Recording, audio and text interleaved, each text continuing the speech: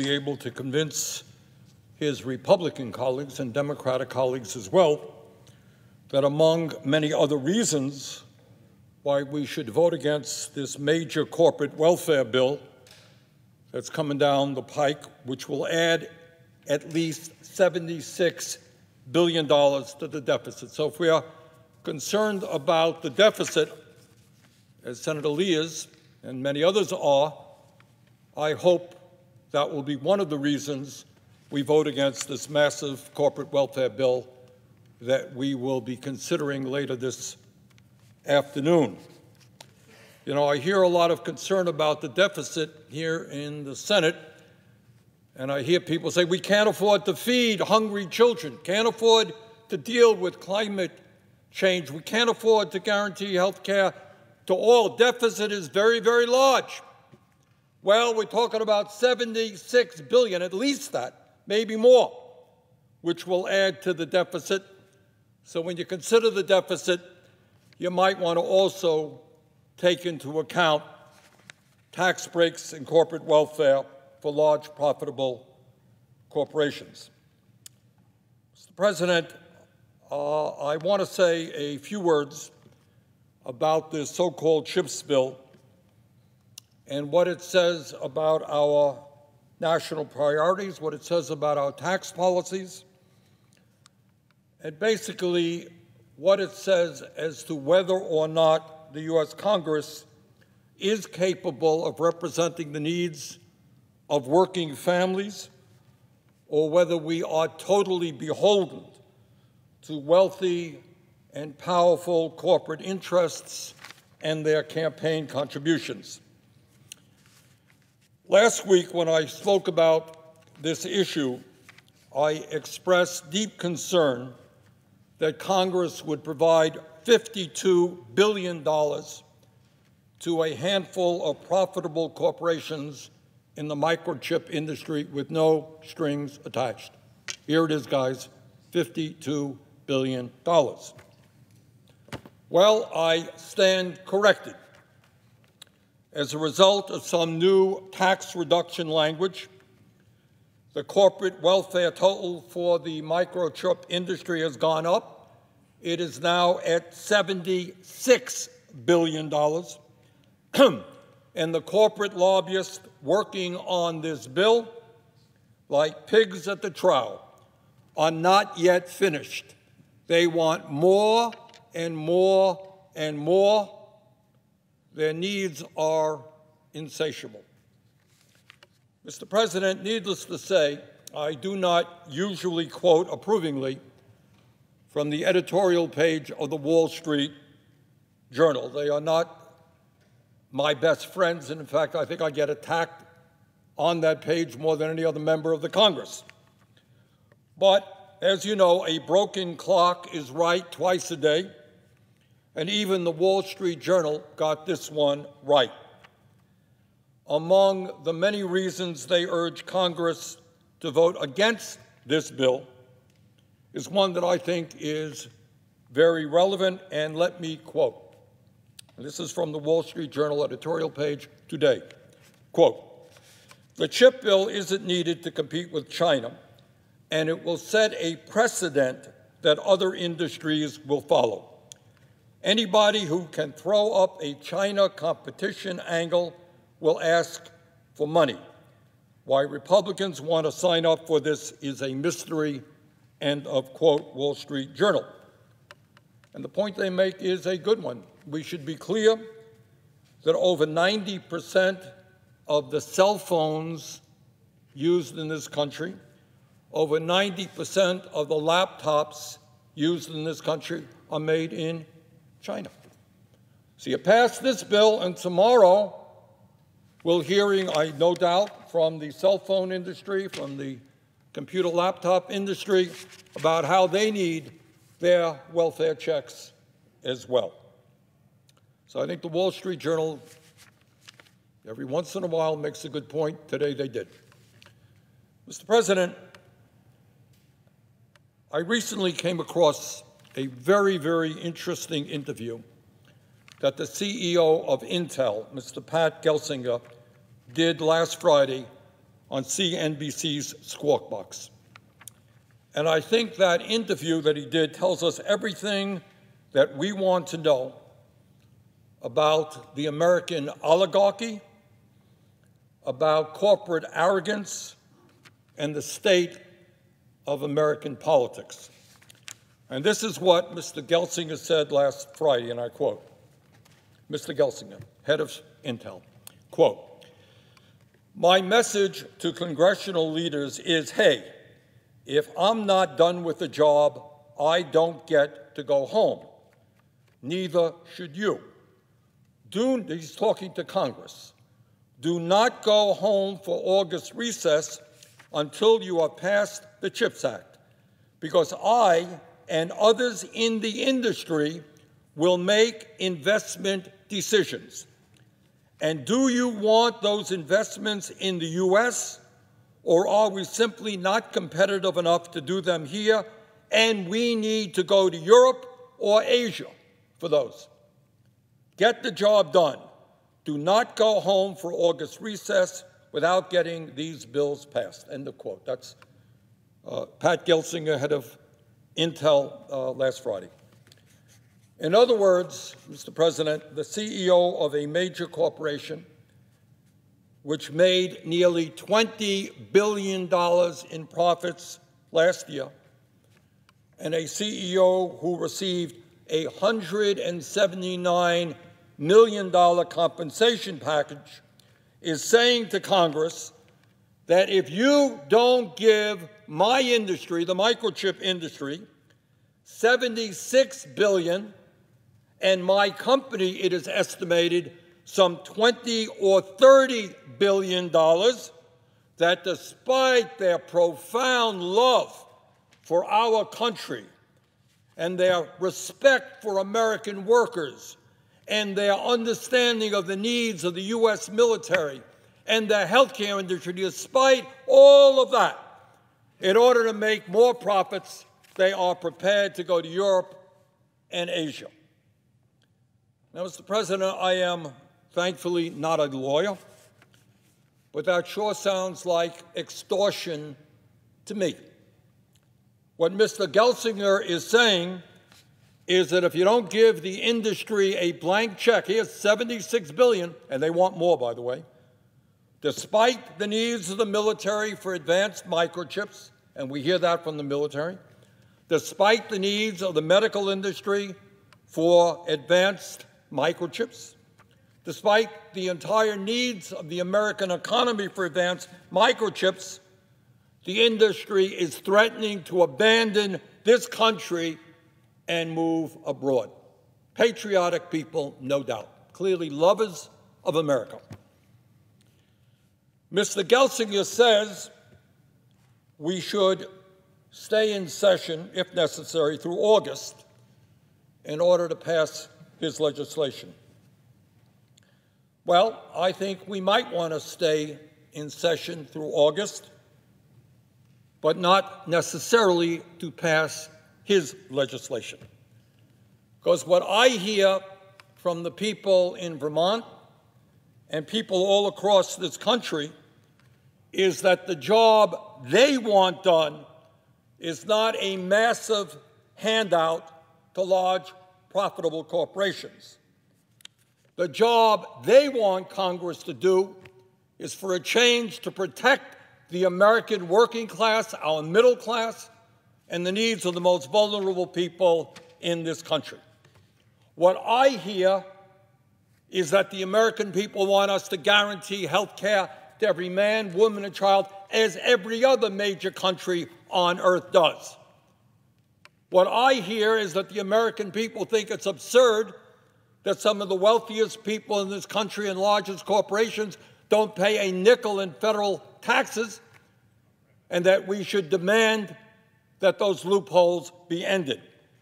What I hear is that the American people want us to deal with the existential threat of climate change so that the young people of this country can actually have a planet that they can grow up with in a healthy way.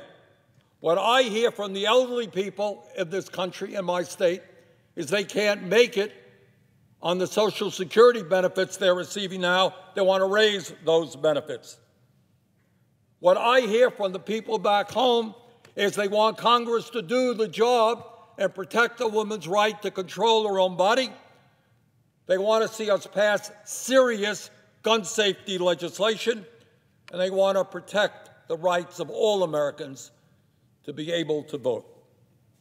That, among many other things, is what I hear from the American people in terms of getting the job done. Not too many people that I can recall, and I've been all over this country, say, Bernie, you go back there and you get the job done. And you give enormously profitable corporations who pay outrageous compensation packages to their CEOs, billions and billions of dollars in corporate welfare. Now, maybe, Mr. President, you hear that. I don't hear that from the people in my state. And by the way, when we talk about an expenditure of $76 billion, yeah, we can give it to some large profitable corporations with no strings attached, or we can use it, $76 billion, to expand Medicare to provide senior citizens with the high-quality hearing aids and eyeglasses that they desperately need, and for a bit more, we can provide dental care as well. For $76 billion, we could eliminate homelessness in America and create hundreds of thousands of good-paying jobs from Maine to California, building all of the affordable rental units that this country desperately needs. Yeah, we can end homelessness or give a corporate welfare check to profitable corporations. Mr. President, for $76 billion, we could make every community college in America tuition-free for the next 7 years. Go home and ask the people whether they think they'd rather spend money on allowing our young people to be able to go to community college tuition-free or a welfare check to large profitable corporations. And on it goes. $76 billion is a lot of money. I know Ms. Senator Lee probably would prefer to see that go into deficit reduction. Fair enough. And I'm concerned about deficit reduction, but I'm making the point that we can invest this in a way that really improves lives for millions and millions of working families. Mr. President, there is no doubt that there is a serious global shortage in microchips and semiconductors, which is making it harder for manufacturers to produce the cars, the cell phones, and the electronic equipment that we need. The shortage is costing American workers good jobs and raising prices for families. And that is why I strongly support efforts to expand U.S. microchip production. But the question we should be asking is this: should American taxpayers provide the microchip industry with a blank check of $76 billion at a time when semiconductor companies are making tens of billions of dollars a year in profits and paying their CEOs very high salaries and compensation packages? And I think the answer to that is a resounding no. And it's important, in light of Mr. Gelsinger's remarks and his threat to go to Asia or to Europe, to have a little bit of history about this issue. Mr. President, over the last 20 years, the microchip industry has shut down over 780 manufacturing plants in the United States and eliminated 150,000 American jobs while moving most of its production overseas. And they did that, by the way, after receiving $9.5 billion in government subsidies and loans. In other words, we have the absurd situation where we have a crisis that is caused precisely by the people we are now attempting to bail out. So as a reward for their bad behavior, for shutting down 780 manufacturing establishments in America, they come back and say, oh, we have a crisis in America, we need your help. So they want us to pay to undo the damage they caused. Well, that may make sense to someone, but not to me. In total, Mr. President, it has been estimated that 5 major semiconductor companies will receive the lion's share of this technology handout. Those companies are Intel, Texas Instruments, Micron Technology, Global Foundries, and Samsung. These 5 companies made $70 billion in profit last year.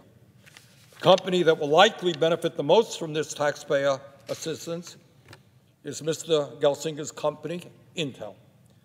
Now, I have nothing against Intel, and I wish them the best, but Intel is not a poor company.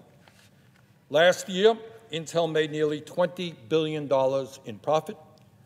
During the pandemic, Intel had enough money to spend $16.6 billion, not on research and development, not on building new plants, but on buying back its own stock to reward its executives and wealthy shareholders. Over the past 20 years, Intel has spent over $100 million on lobbying and campaign contributions. Say $100 million may seem like a lot of money, but if you're about to get $20 billion from the taxpayers of America, that is a very modest investment. And meanwhile, while they spent $100 million on lobbying and campaign contributions, they were shipping thousands of jobs to China and other low-income countries. Does this really sound like a company that needs a taxpayer handout? Another company that would receive taxpayer assistance under this legislation is Texas Instruments. Last year, Texas Instruments made $7.8 billion in profits. In 2020, the company spent $2.5 billion buying back its own stock. Meanwhile, other companies that will receive taxpayer support are the Taiwan Semiconductor Manufacturing Company. And by the way, you would be shocked to know that the largest shareholder of the Taiwan Semiconductor Manufacturing Company is, well, you guessed it, it's the government of Taiwan. And so we'd be giving money, I guess, directly to the government of Taiwan. And on it goes. Mr. President, I should be clear in stating that I do believe in industrial policy. I think that at times it is absolutely appropriate for the government to sit down with the private sector and say, look, we have needs and we want to work with you to solve those needs. You have a right to make a fair profit. We have the right to see the needs of the American people addressed. We need a partnership. To me, industrial policy means cooperation between the government and the private sector, cooperation. It does not mean the government providing massive amounts of corporate welfare to profitable corporations without getting anything in return. So the question is, will the United States government develop an industrial policy that benefits all of our society, or will we continue to have an industrial policy that benefits the wealthy, the powerful, their lobbyists, and the campaign contributors? In 1968, Dr. Martin Luther King Jr. said, and I quote, "The problem is that we all too often have socialism for the rich and rugged free enterprise capitalism for the poor," end of quote. I'm afraid that what Dr. King said 54 years ago was accurate back then, and it is even more accurate today. So, Mr. President, the Senate has an important decision to make, and that is, do we simply provide a blank check, or do we put some restrictions on that money? And that is why I will be offering an amendment which does that. It seems to me that if private companies are going to benefit from generous taxpayer subsidies, the financial gains made by these companies must be shared with the American people, not just wealthy shareholders. In other words, if microchip companies make a profit as a direct result of these federal grants, the taxpayers of this country have a right to get a reasonable return on that investment. Further, if microchip companies receive taxpayer assistance, they must agree that they will not buy back their own stock, outsource American jobs overseas, repeal existing collective bargaining agreements, and must remain neutral in any union organizing effort. This is not a radical idea. All of these conditions were imposed on companies that received taxpayer assistance during the pandemic and passed the Senate through the CARES Act by a vote of 96-0. And that is why I will be filing an amendment to impose these conditions to this legislation. Now, I understand, Mr. President, that some language has been inserted into this bill that would prohibit microchip companies from using these grants to buy back their own stock. But let us be clear. This language is totally meaningless. Under this legislation, companies will still be able to use the enormous profits that they are making on stock buybacks. Bottom line, let us rebuild the U.S. microchip industry, but let us do it in a way that benefits all of our people, not just a handful of wealthy, profitable, and powerful corporations. President. Senator from Utah. Mr. President, the senator from Vermont and I don't agree on every issue. We